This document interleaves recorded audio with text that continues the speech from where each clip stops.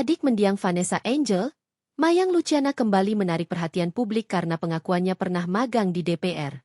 Mayang Luciana saat hadir sebagai bintang tamu di sebuah program televisi bicara soal gaji dan tunjangan selama magang di DPR.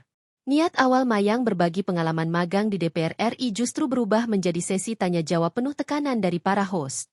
Sejak awal, Rian Ibram dan Karen Delano mencoba menggali informasi yang mungkin hanya diketahui Mayang selama berada di gedung parlemen. Mayang mengungkapkan bahwa dirinya ditempatkan di bagian keuangan DPR RI. Ya sebenarnya walaupun aku magang di bagian keuangan DPR RI, tapi kan itu tetap privasi. Jawabnya hati-hati. Namun pernyataan diplomatis tersebut justru dijadikan bahan sindiran oleh Nassar. Jangan ditutup-tutupin dong Mayang. Harus transparan. Mayang juga kayaknya pro kesana deh. Ucapnya meledek. Pertanyaan berikutnya semakin membuat suasana panas. Mayang mencoba menegaskan posisinya.